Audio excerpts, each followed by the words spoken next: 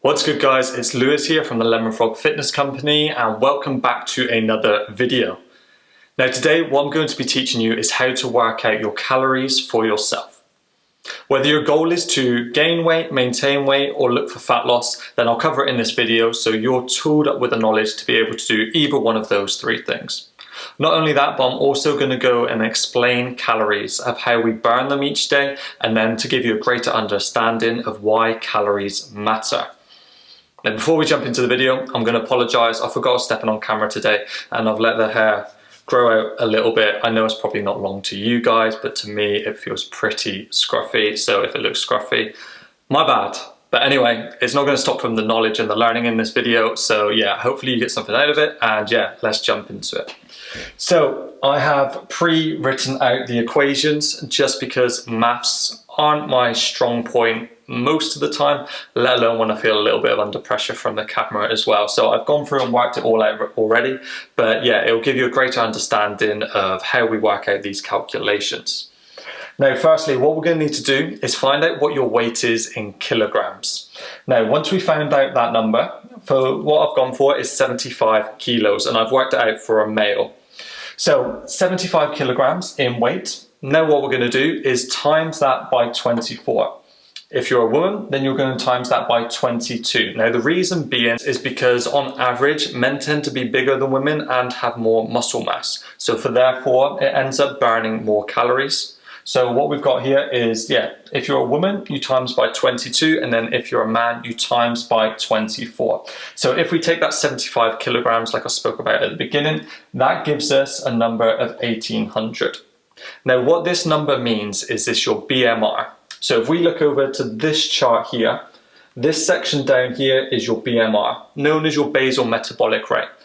Now this can also be known as your coma calories. Why? Because if you was in a coma, this is the amount of calories your body would still burn on average every single day just to keep you alive. So as you can see, most of our expenditure actually comes from just being alive.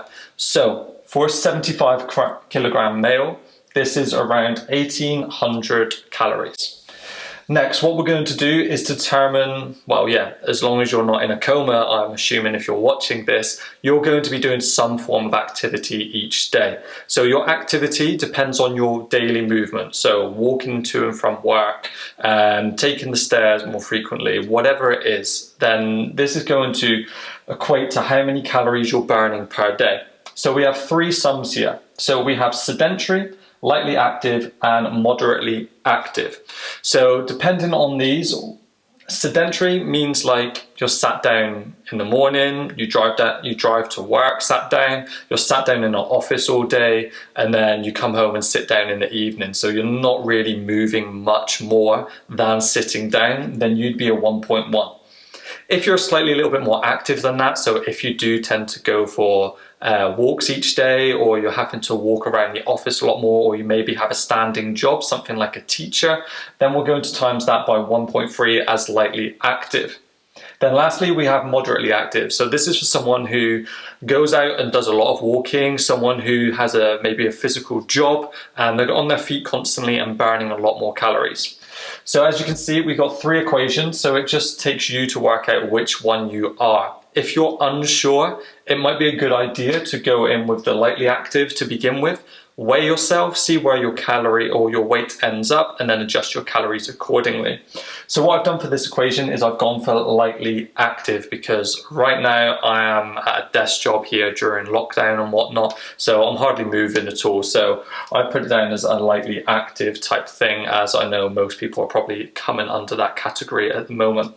So yeah, if we use to times that 18 by 1.3, that gives us a number of 2,340 calories. So now what this has given us is our maintenance calories. So if you wanted to maintain your current weight, that's the exact number you would follow to maintain that. So if you want to do more than just maintain your current weight, whether you want to lose weight or to gain weight, we have to then go into this lower section here and do some more multiplying.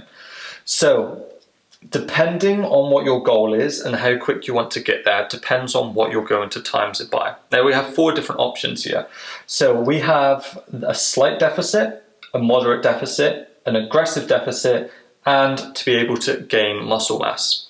Now, if you're someone that wants to be in a slight calorie deficit and you don't like the idea of dropping your calories too low, then you're going to use this top sum here of 0.85. If you want to be in an average calorie deficit, so a moderate calorie deficit, so you want to see some quick results, but you also want a little bit more flexibility in your diet, then the moderate one times 0.8 will probably be the best bet for you. Then at the bottom here, we have an aggressive calorie deficit. So if you're someone that's wanting to get the weight off as quick as you possibly can because you want to return to maintenance calories as quickly as you can, or you want to get into that building and gaining phase, then what you're going to do is times that by 0.70. Now these are just suggestions. You can pretty much times it anywhere between this number 0.85 up to 0.70, depending on how many calories you want to consume in that deficit. And it's really up to you. This is just 3 options that I like to use with my clients and with people who ask about their calories. Then lastly, we have a muscle building phase, so gaining. So what you would do is times it by 1.15. Now, I don't suggest going over this simply because if you're going over that, there's a high chance of you putting on more body fat than actual muscle. So all we need is a very slight calorie surplus to actually be able to build muscle mass. Now, this will depend on individuals, but for the most of the people watching this, 1.1.5 is going to be plenty of enough of a calorie surplus for you to be building muscle mass.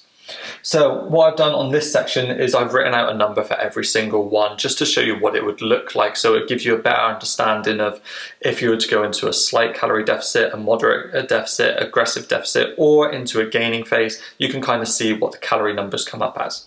So as you can see here, if we was in a slight deficit, so remember this number up here, the 2,340, that is your maintenance calories. So that will be the calories you need to maintain your current weight, or in this case, a 75 kilogram male in this way.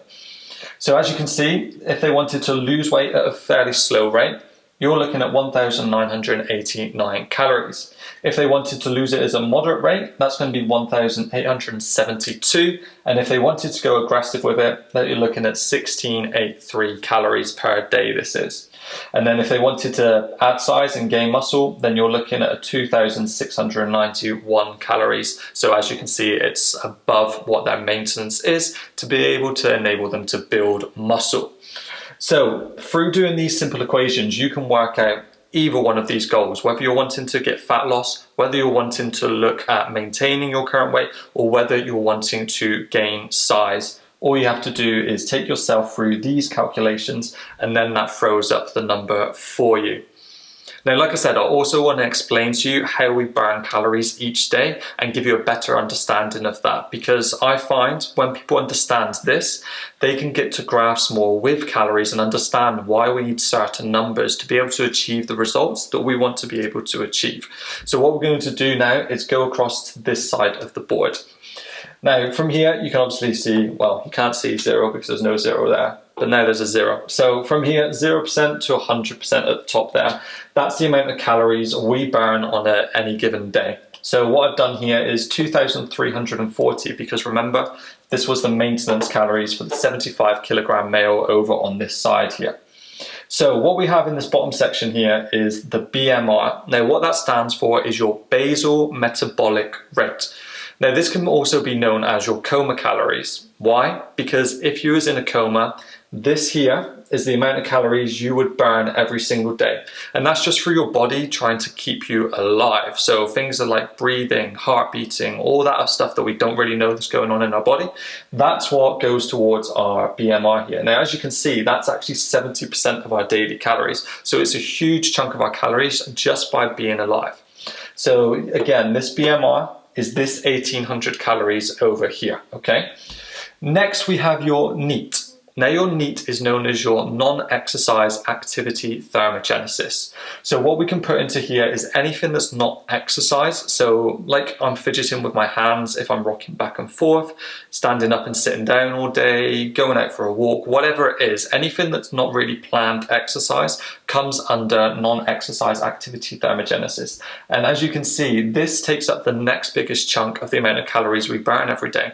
And that's why there's such a good push on moving more every single day, because if you're looking to lose weight, lose body fat, then by pushing this up, you've got a better chance of burning more calories. Next, we have your thermic effect of food, so also known as TEF. So this is through digesting your food, basically. So yeah, all the food that goes through our system when we're eating and digesting, this is the amount of calories we burn through that.